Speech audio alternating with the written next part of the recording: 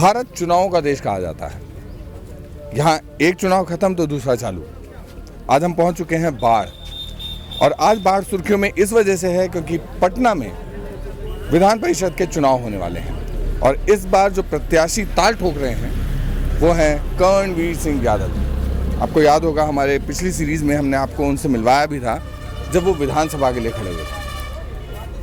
आज अहम इसलिए भी है क्योंकि आपको भी पता है एमएलसी इलेक्शन उस तरह से नहीं लड़ा जाता जिस तरह नॉर्मल विधानसभा का इलेक्शन लड़ा जाता है। आज हम कोशिश करेंगे, उनके साथ बैठ के बात करेंगे और देखेंगे उनकी स्ट्रेटजी क्या है। चलिए।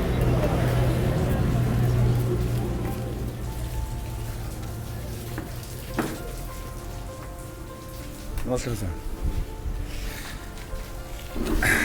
तब सर कल तो काफ़ी भयंकर भीड़ आपके साथ थी, भयंकर जन समर्थन था आपके साथ। उन्हीं सब लोग का नॉमिनेशन था, इसलिए अपना नॉमिनेशन में तो सब लोग भीड़ रहेंगे। उनका भाई परिवार नॉमिनेशन कर रहा था, उनका सेवक नॉमिनेशन कर रहा था, इसलिए सभी लोग अपना सेवक के साथ थे। 1.5 साल पहले भी आपसे काफ़ी लंबी बातचीत हुई थी। ये चुनाव उससे काफ़ी अलग होता है तो स्ट्रेटजी भी अलग होगी, तो कुछ पॉइंटर्स बताएंगे कि मतलब किन किन मुद्दों पर आप इस बार फोकस रहेगा? देखिए, विधानसभा का इलेक्शन और एमएलसी का इलेक्शन दोनों अलग है, दोनों में बहुत काफ़ी अंतर है। चूँकि जो वार्ड सदस्य भी हैं वो भी अपने वार्ड से 10 आदमी के बीच में भी 10 गो 8 गो 7 गो खड़ी होता है, उसमें वो भी सभी अपना टेक्निक लगा करके जीत करके आते हैं। और पंचायत समिति भी उसी तरह से लड़ते हैं, मुखिया जी भी उसी तरह से लड़ते हैं, जिला पार्षद भी उसी तरह से लड़ते हैं, वार्ड काउंसलर भी उसी तरह से लड़ते हैं, वार्ड पार्षद भी उसी तरह से लड़ते हैं। इस सभी इलेक्टेड मेंबर जो जीत कर आए हैं उनको निर्णय लेना है। और विधानसभा में है कि मास जो आवाम जनता जो बसे हुए हैं जिस विधानसभा में, सबों का वोट देने का अधिकार है। लेकिन इसमें तो पूरे एमएलसी पटना क्षेत्र से जो भी इलेक्टेड जीत कर आए हैं उन लोगों को वोटिंग करना है। तो इसमें 5247 वोट है, वही करने 5200-5300 के लगभग वोट है। तो जो सभी इलेक्टेड मेंबर हर पोस्ट पर जीत कर आए हैं उन्हीं लोग को इसमें वोटिंग करना है। सर एक बहुत छोटा सा सवाल है, हर बार निर्दलीय ही क्यों? देखिए, दल से तो सब कोई लड़ता है, निर्दलीय में तो हम ही लोग के ऐसे जो जनता के सेवक हैं उन लोग अपना हिम्मत जुटा के लड़ते हैं। तो दल अपना काम करे, हम लोग निर्दलीय हैं, अपना काम कर रहे हैं। हम जनता के सेवक के रूप में हम खड़ा हैं, मालिक के रूप में हम खड़ा नहीं हैं। उन लोग मालिक के रूप में खड़ी होते हैं, इसलिए कि हम फलाने पार्टी से हैं, हम ये पार्टी से हैं, हम वो पार्टी से हैं। तो उन लोग को मालिक रहने का शौक़ है, मालिक कहवाने का शौक़ है। हमको जनता का सेवक बन के रहने का शौक़ है। हम जनता के बीच में रहे हैं, इन्हीं के समाज में पलाए हैं, पोसाए हैं, हम भी गरीबी देखे हैं, इसलिए हम निर्दलीय भी लड़ते हैं तो भी हमारे साथ सर्व समाज का आशीर्वाद मेरे साथ है। चलिए, बहुत बढ़िया सर। तो 2020 बिहार विधानसभा, 2022 बिहार विधान परिषद, तो 2024 लोकसभा। देखिए, वो तो समय बताता है, उस परिस्थिति बताता है और यहाँ के जनता और यहाँ के मतदाता जो हम पहले कोई भी चीज़ करने से पहले सब लोग से जा कर के मिल लेते हैं। मिलने के बाद जो उनका निर्देश होता है उसको हम पालन करते हैं। तो जैसे विधानसभा में सभी लोग से घूम लिए, मिल लिए, कहीं कि नहीं इंडिपेंडेंट लड़ना है, इंडिपेंडेंट लड़े।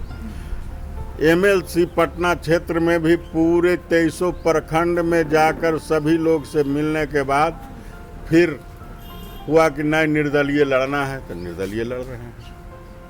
मतलब जनता ने जो आपको कहा, आपने जनता की बात जो पूरी हमको तरह आदेश मानी। करेंगे वो मेरा सरोधार होगा। चलिए बहुत बढ़िया सर, आज कोशिश करते हैं आपके साथ हम दिन भर रहते हैं और देखते हैं आपके साथ जो सपोर्टर्स हैं वो कितने सपोर्ट में आपके साथ, आपको भी जज करने का मौका मिलेगा। तो ये है हमारे साथ करणवीर सिंह यादव जी। आज दिन भर हम इनके साथ रहेंगे और आपको कुछ और फुटेजेस दिखाएंगे जिससे पता लगेगा एमएलसी का इलेक्शन इस बार कितना हाइपर होने जा रहा है, यहाँ तमस कितनी बढ़ने जा रही है। आप बने रहे हमारे साथ।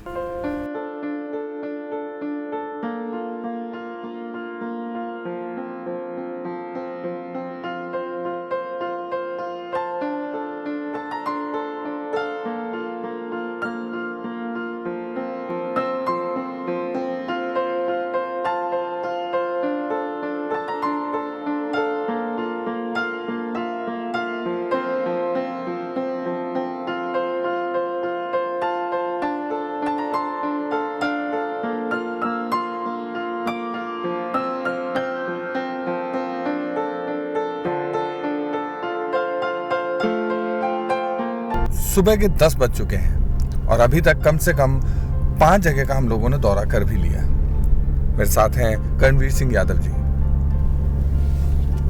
सर, ये चुनाव क्यों आपको लगता है कि बिल्कुल अलग तरह का है? क्या, जैसे कि सब लोग जानते हैं कि यूपी और बिहार की राजनीति पूरी तरह से जातिगत समीकरणों पर चलती है, तो यहाँ कैसे अलग है ये?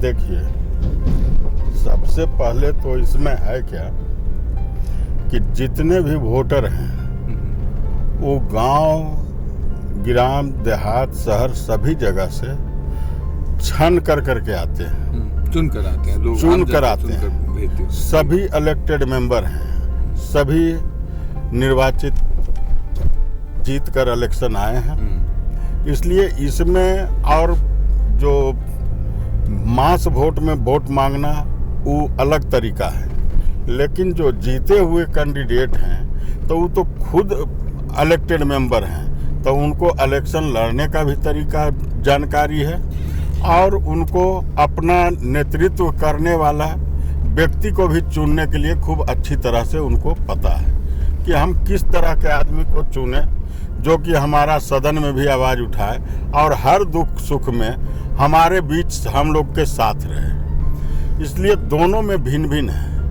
मैं बिल्कुल आपकी बात से इत्तेफाक रखता हूँ सर, लेकिन देखिए, चलिए आपने नकार दिया राजनीतिक मतलब जो जातिगत समीकरण है वो यहाँ नहीं से फिट बैठते हैं, लेकिन राजनीतिक समीकरणों का कैसे करेंगे? क्योंकि हर पार्टी समर्थित कैंडिडेट होते हैं, आप निर्दलीय खड़े हो रहे हैं, तो आपको नहीं लगता ये थोड़ा सा सेटबैक है आपके लिए?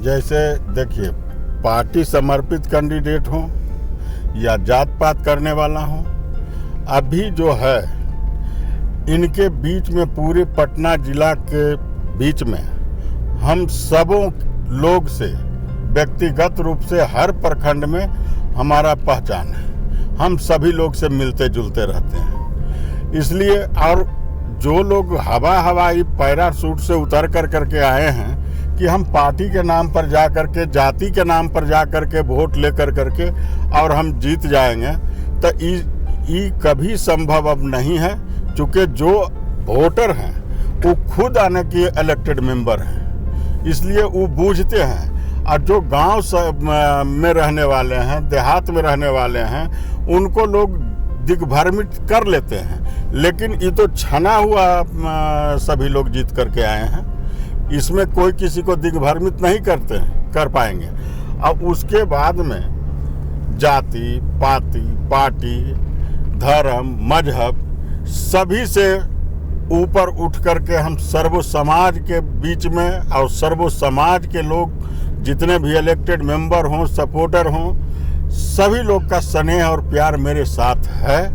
और सभी लोग आज इलेक्शन के लेकर के हमसे चीन जान सभी लोग को नहीं है, हम पहले से भी उनके बीच रह रहे हैं, उनके बीच पैदा लिए हैं, उनके बीच उनको सेवा करने का हम काम कर रहे हैं। इसलिए सभी लोग हमसे जुड़े हुए हैं, सभी लोग हमको मानते हैं और सभी लोग अपने हिसाब से जिनको जहां बन पड़ रहा है सभी जगह अपने आप को वर्क कर रहे हैं कि लल्लू मुखिया जी को, करणवीर सिंह यादव उर्फ लल्लू मुखिया जी को हम लोग को वोट देना है।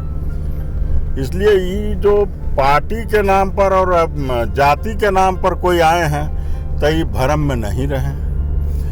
ये सभी इलेक्टेड मेंबर बूझ गए हैं कि जो पैराशूट से उतर करके आए हैं, सदस्य बनने के लिए जिस दिन उनको कैंडिडेट बनाया जाता है उस दिन सदस्य बनते हैं।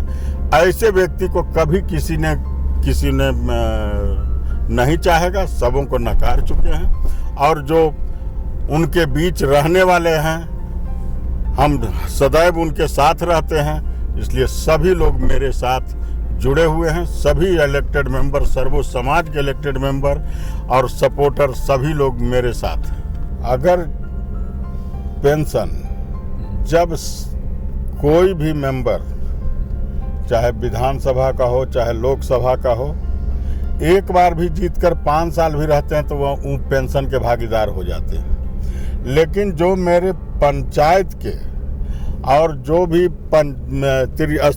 त्रिस्तरीय पंचायती राज का जो इलेक्शन होता है उसमें मुखिया जी हैं, जिला पार्षद हैं, पंचायत समिति है, वार्ड सदस्य है, पंच हैं, सरपंच हैं, तो जब उन लोगों सदन में बैठते हैं, हाउस में बैठते हैं, तो अपने बेनिफिट का बात करते हैं, अपना बेनिफिट लागू कर लेते हैं। लेकिन जो पंचायत में जीत करके आए हैं हम लोग, और सभी लोग जो आए हैं यहाँ से, पूरे पटना जिला नहीं पूरे बिहार के जो इलेक्टेड मेंबर जीत करके आए हैं, तो आखिर के उनको क्यों नहीं पेंशन दिया जाएगा? वो पेंशन क्यों नहीं लेंगे? उनको पेंशन काहे नहीं दिया जाएगा? इसलिए कि उन लोग अपना सदन में वहाँ बैठते हैं तो अपने हित का बात कर लेते हैं। हित का बात कर सभी लोग पेंशन चालू कर लिए।